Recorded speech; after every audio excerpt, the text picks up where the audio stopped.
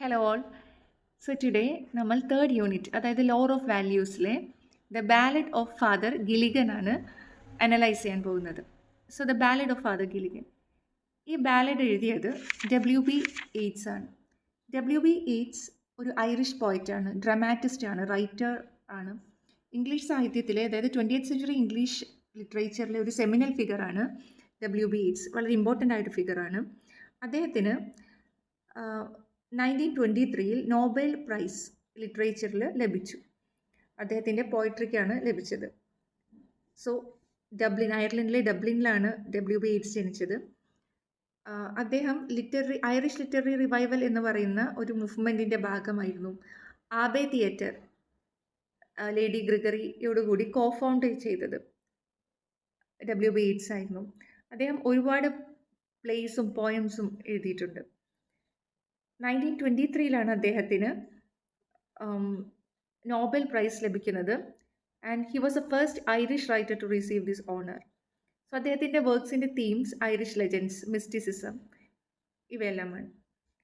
അദ്ദേഹത്തിൻ്റെ W.B. Yeatsൻ്റെ important ആയ works the tower, the winding stair and other poems, then the second coming, Easter 1916, the wild swans at Coole, a vision, the lake isle of Innisfree, Leda and the swan തുടങ്ങിയവയാണ്. So let's move on to our poem, the ballad of father Gilligan. What do you mean by a ballad? A ballad is a narrative poem of popular origin with recurring refrain. Ballad എന്ന് പറയുന്നത് ഒരു narrative പോയമാണ്. Popular ആയ ഒരു narrative poem ആയിരിക്കും, വളരെ popular ആയിരിക്കും. മാത്രമല്ല അതിന് പൊതുവെ ബാലഡ്സിൽ എപ്പോഴും ആവർത്തിക്കുന്ന ഒരു റിഫ്രൈൻ കാണാം. റിഫ്രൈൻ മീൻസ് റിപ്പീറ്റ് ചെയ്ത് വരുന്ന ചില ലൈൻസ് എല്ലാം നമുക്ക് ബാലഡ്സിൽ കാണാൻ സാധിക്കും. So it is A narrative poem, the ballad of father Gilligan. Now, first stanza നോക്കൂ.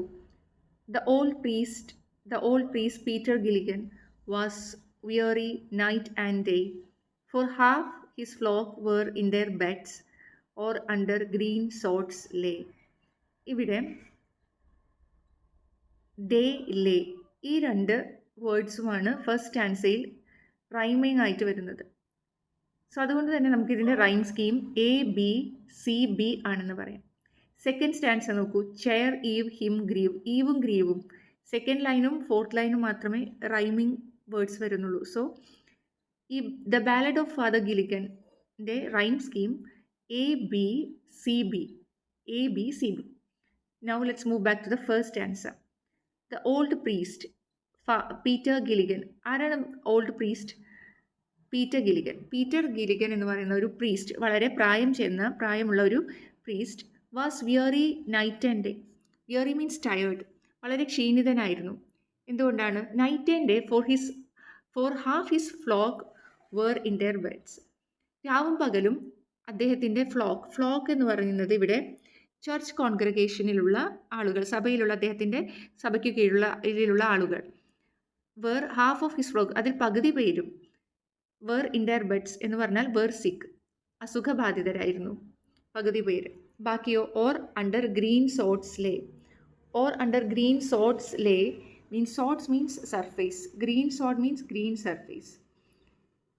So here you can see elderly പ്രീസ്റ്റായ പീറ്റർ ഗിലിഗൻ വളരെ എക്സോസ്റ്റഡ് ആയിരുന്നു, വിയറി ആയിരുന്നു. കാരണം അതിൽ പകുതി പേരും ഇൻ ദെയർ ബെഡ്സ് എന്ന് ഉദ്ദേശിക്കുന്നത് സിക്കായിരുന്നു, അസുഖബാധിതരായിരുന്നു.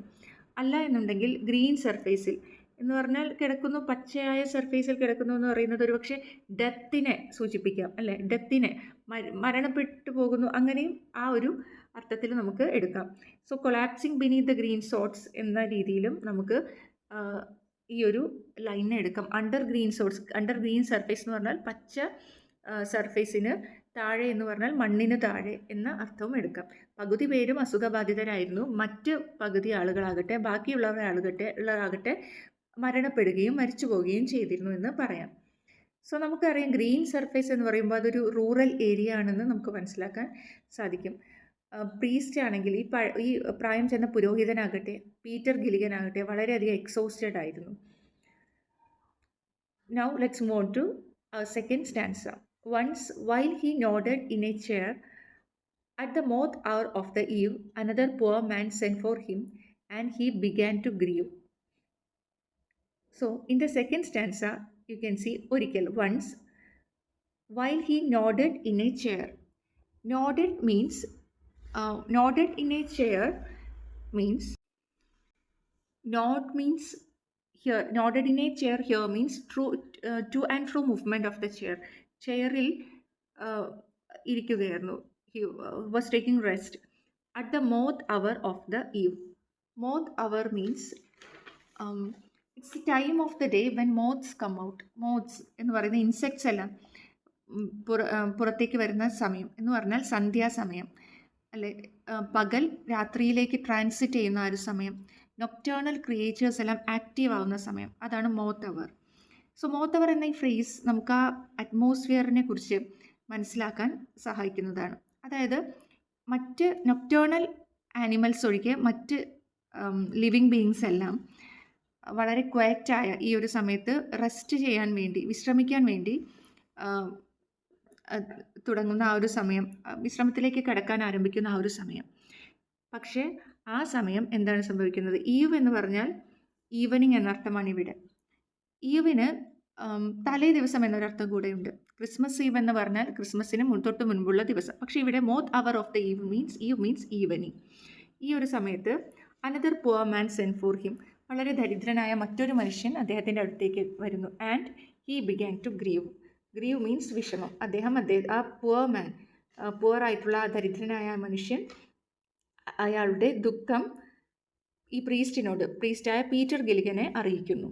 സോ പുവർ മാൻ, അതായത് പോവേർട്ടി, റൂറൽ ബാക്ക്ഗ്രൗണ്ടാണ്, മാത്രമല്ല അവിടെ ദാരിദ്ര്യത്തിൻ്റെ പുവറായ ആളുകളാണ് ജീവിച്ചിരുന്നത് എന്നൊരു ധ്വനിയും നമുക്ക്, ഇമ്പോവറിഷ്ഡായ ആളുകളുടെ ഒരു പിക്ചറും നമുക്കിവിടെ കാണാൻ സാധിക്കുന്നു.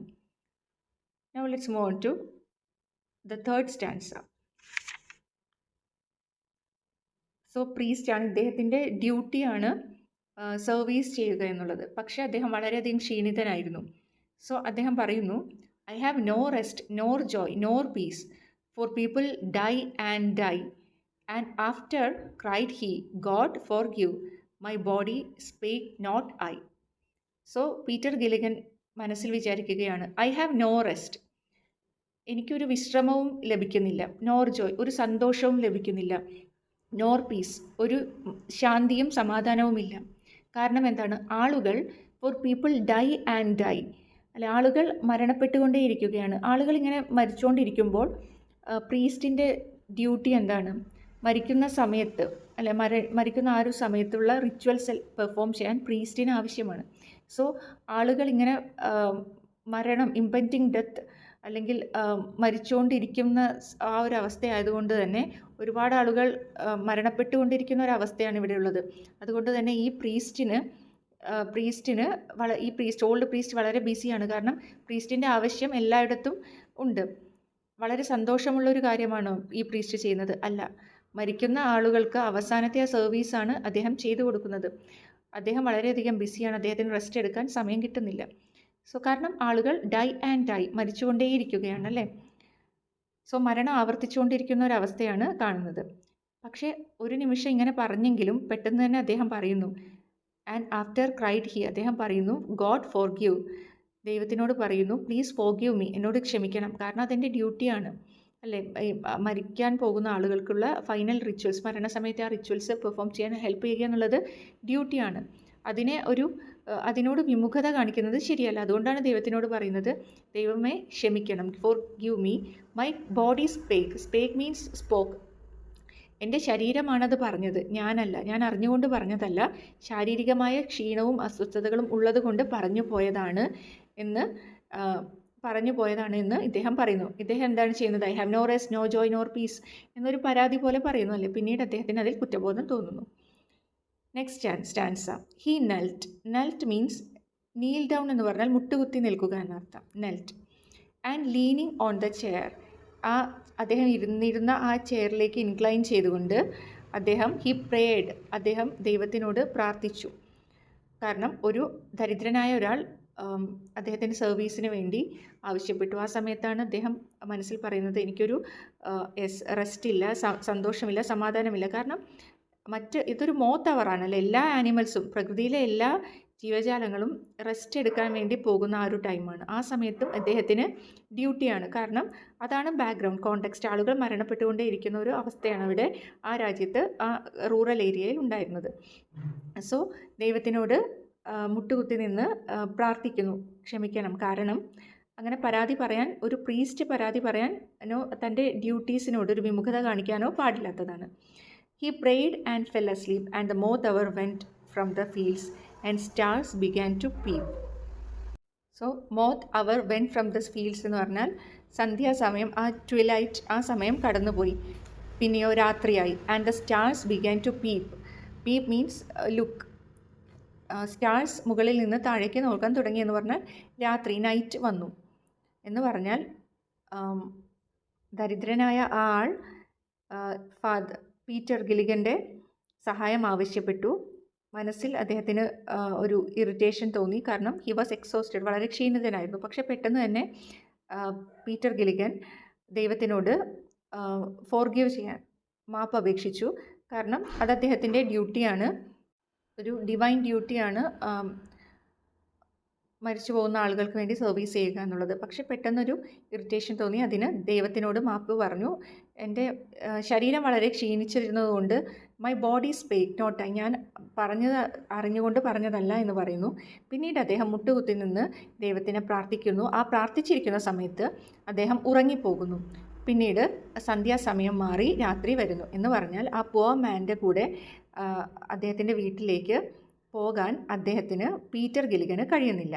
കാരണം പീറ്റർ ഗിലിഗൻ ഉറങ്ങിപ്പോകുന്നു. Now next stanza.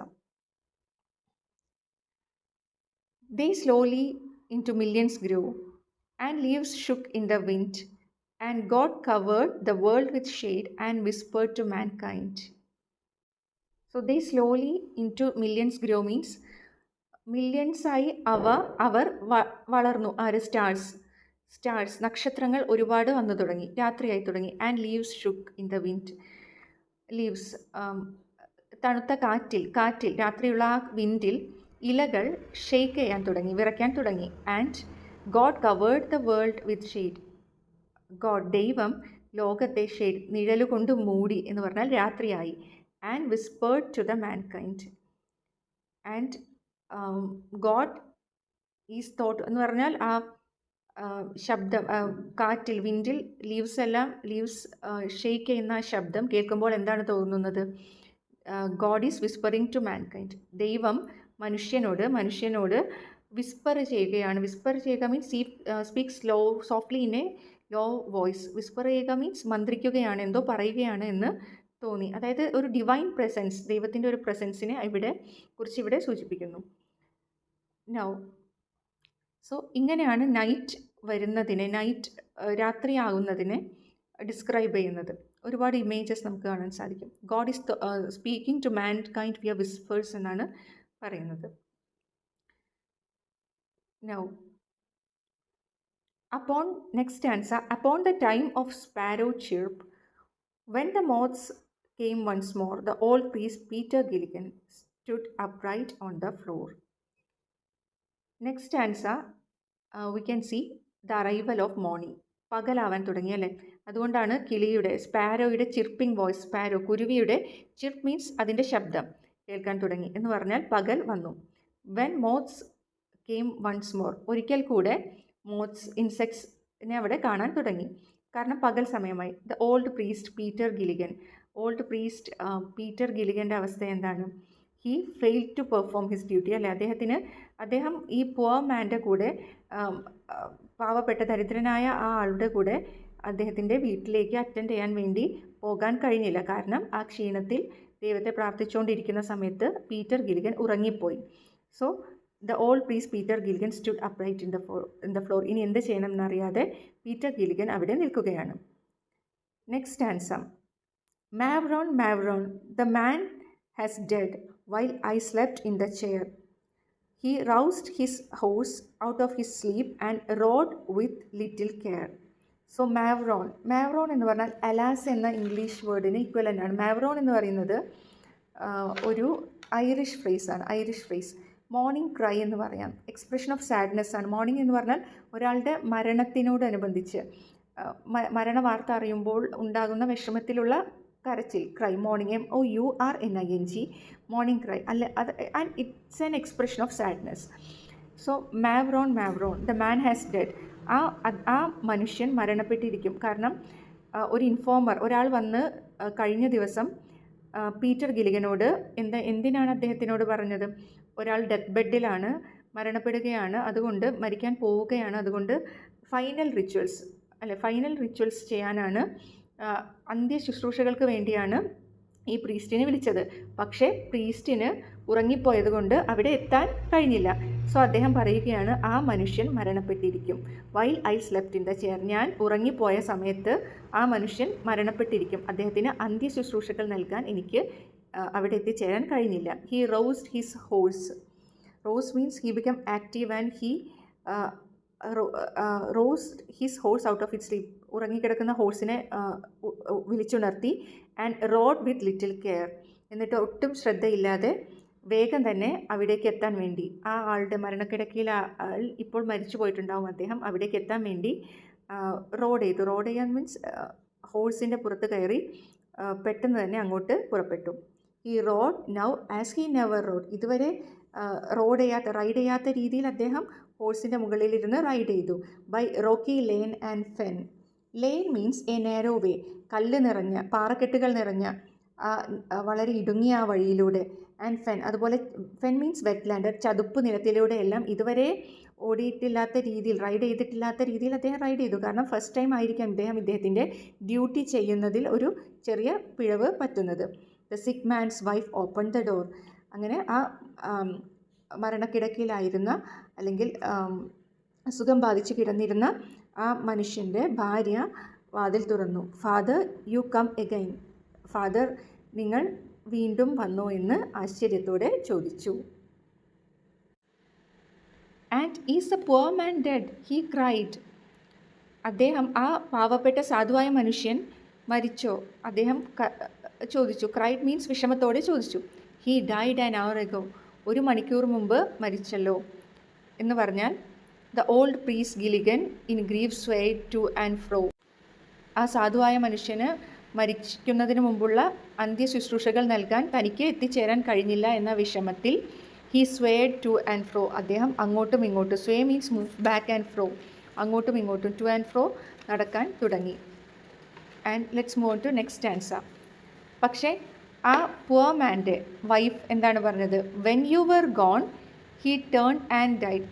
നിങ്ങൾ അന്ത്യശുശ്രൂഷകളെല്ലാം നൽകി പോയതിനു ശേഷമാണ് അദ്ദേഹം മരിച്ചത്. As merry as a bird. വളരെ സന്തോഷത്തോടു കൂടി, ആ സിക്കായതിൻ്റെ യാതൊരുവിധ വിഷമതകളും അറിയാതെ ഒരു പക്ഷിയെപ്പോലെ സന്തോഷത്തോടു കൂടി അദ്ദേഹം ഈ ലോകത്തിൽ നിന്ന് പോയി എന്ന് പറഞ്ഞു. The old priest Peter Gilligan he knelt him at that word. So അദ്ദേഹത്തിന്, ഓൾഡ് പ്രീസ്റ്റായ പീറ്റർ ഗിലിഗന്, ഹി നെൽറ്റ് മീൻസ് അവിടെ നീൽ ഡൗൺ മീൻസ് മുട്ടുകുത്തി നിൽക്കുക, അല്ലേ? വളരെ ഗ്രാറ്റിറ്റ്യൂഡോടുകൂടി. എന്തുകൊണ്ടാണ്? കാരണം പീറ്റർ ഗിലിഗനറിയാം അദ്ദേഹത്തിന് അവിടെ എത്തിച്ചേരാൻ കഴിഞ്ഞില്ല എന്ന്. പക്ഷേ അദ്ദേഹത്തിന് വേണ്ടി മറ്റാരോ അവിടെ എത്തി ഈ സാധുവായ മനുഷ്യന് വേണ്ടിയുള്ള അന്ത്യശുശ്രൂഷകളെല്ലാം നൽകിയിട്ടുണ്ട്, അല്ലേ? പക്ഷേ ഈ ഇദ്ദേഹത്തിൻ്റെ മരിച്ചുപോയ ആളുടെ ഫാമിലി വിചാരിച്ചിരിക്കുന്നത് അത് ഈ പീറ്റർ ഗിലിഗൻ തന്നെയാണ് എന്നായിരുന്നു. So he knelt him at that word. ഇത് കേട്ടതോടുകൂടി ഓൾഡ് പ്രീസ്റ്റായ പീറ്റർ ഗിലിഗൻ നീൽ ഡൗൺ ചെയ്തു. അദ്ദേഹത്തിൻ്റെ ഗ്രാറ്റിറ്റ്യൂഡ്, അദ്ദേഹത്തിൻ്റെ നന്ദി ദൈവത്തെ അറിയിച്ചു. He who had made the night of stars for souls who tire and bleed send one of his great angels down to help me in my need. അദ്ദേഹം ദൈവത്തിനോട് പറയുകയാണ്, he who had made the night of stars. രാത്രിയിലെ നക്ഷത്രങ്ങളെ സൃഷ്ടിച്ച ആ ദൈവം. Four souls who tire and bleed. ക്ഷീണിച്ച മുറിവേറ്റ ആത്മാക്കളെ രക്ഷിക്കുന്നതിന് വേണ്ടി എന്തു ചെയ്തു? ആ ദൈവം സെൻഡ് ചെയ്തു one of his great angels down, അല്ലേ? അദ്ദേഹത്തിൻ്റെ പ്രമുഖനായ ഏതോ ഒരു ഏഞ്ചലിനെ, ഏഞ്ചൽ മീൻസ് മാലാഖയെ താഴേക്ക് പറഞ്ഞയച്ചു. To help me in my need. എന്നെ ആവശ്യ സമയത്ത് രക്ഷിക്കാൻ വേണ്ടി. എന്ന് പറഞ്ഞാൽ ഇദ്ദേഹം വിചാരിക്കുന്നത് ദൈവം ഏതോ ഒരു ഏഞ്ചലിനെ പീറ്റർ ഗിലിഗൻ്റെ രൂപത്തിൽ സെൻഡ് ചെയ്ത് പീറ്റർ ഗിലിഗന് വേണ്ടി ആ സാധുവായ മനുഷ്യന് വേണ്ടിയുള്ള അന്ത്യ ശുശ്രൂഷകളെല്ലാം നൽകി എന്നാണ്. And final stanza, he who is wrapped in purple robes. Purple നിറത്തിലുള്ള റോബ്സ് മീൻസ് വസ്ത്രങ്ങളാൽ റോബ് ചെയ്യപ്പെട്ട, റോബ് ചെയ്യുക മീൻസ് വളരെ, robe means loose flowing garment ആണ്, വളരെ ലൂസായിട്ടുള്ള ഗാർമെൻറ്റ്. പേർപ്പിൾ നിറത്തിലുള്ള ഈ ഒരു ഗാർമെൻറ്റ് ധരിച്ച അവൻ, വിത്ത് പ്ലാനറ്റ്സ് ഇൻ ഹിസ് കെയർ, എല്ലാ പ്ലാനറ്റ്സിനെയും കെയർ ചെയ്യുന്ന അദ്ദേഹം, ഹിസ് കണ്ടു, അതിൽ എച്ച് ഈസ് ക്യാപിറ്റലൈസ്ഡ് എന്ന് പറഞ്ഞാൽ ഡിവിനിറ്റിയെ, ദൈവത്തിനെ സൂചിപ്പിക്കാനാണ് ഈ ഹിസ് ഉപയോഗിച്ചിട്ടുള്ളത്. അതുകൊണ്ടാണ് എച്ച് ക്യാപിറ്റലൈസ് ചെയ്തിട്ടുള്ളത്. Had pity on the least of things asleep on A chair. Had pity on the least of things എന്ന് പറഞ്ഞാൽ ഇത്രയും നിസ്സാരനായ ഈ എന്നെപ്പോലുള്ള ഈ ഒരു ആളോട് പിറ്റി, ദയ കാണിച്ചു. അദ്ദേഹം വളരെ മേഴ്സിഫുൾ ആണ് അല്ലേ എന്നാണ് പറയുന്നത്. Had pity on the least of things asleep on the chair. ചെയറിൽ കിടന്നിരിക്കുന്ന ഈ വളരെ ലീസ്റ്റായ, അധികം പ്രാധാന്യമൊന്നുമില്ലാത്ത ഈ എന്നോട് വളരെ മേഴ്സിഫുള്ളായി അല്ലെങ്കിൽ ദയ കാണിച്ചു എന്നാണ് പറയുന്നത്. അങ്ങനെയാണ് ഈ പോയം കൺക്ലൂഡ് ചെയ്യുന്നത്. Okay, so that's all about the ballad of father Gilligan. So ballad of Father ഗിലിഗൻ്റെ സ്റ്റാൻസാസ്, ദ പോയം നമുക്ക് കാണാൻ സാധിക്കും 4 ലൈനുള്ള സ്റ്റാൻസാസ് ആണ്. ഓരോ സ്റ്റാൻസയുടെയും റൈം സ്കീം ABCB ആണ്. നൗ 5th സ്റ്റാൻസ നമുക്ക് ഇമേജറി, നമുക്ക് നൈറ്റ് സ്കൈയുടെയും ട്വിലൈറ്റ് നൈറ്റിലേക്ക് മാറുന്ന ഒരു ഇമേജറി, ബ്യൂട്ടിഫുൾ ആയൊരു ഇമേജറി കാണാൻ സാധിക്കും. ദെൻ 3rd സ്റ്റാൻസ നമുക്ക് ആ പ്രീസ്റ്റിൻ്റെ വിഷമം കാണാൻ സാധിക്കും. ആളുകൾ ഡൈ എന്നാണ് പറയുന്നത്, മരണപ്പെടുന്നതിലുള്ള ആ ഒരു വിഷമം കാണാൻ സാധിക്കും. ഫസ്റ്റ് തന്നെ ലോകത്തിൻ്റെ ആ ഒരു വിഷമതകളെക്കുറിച്ചാണ് പറയുന്നതെങ്കിലും ഗോഡിൻ്റെ മേഴ്സിയെക്കുറിച്ച് വാഴ്ത്തുന്നതായിട്ടാണ് ടുവേഴ്സ് ദ എൻഡ് നമുക്ക് കാണാൻ സാധിക്കുന്നത്. സോ ഐറിഷ് ഫോക്ലോറുമായി ബന്ധപ്പെട്ട ഒരു ബാലഡാണ് the ballad of father Gilligan.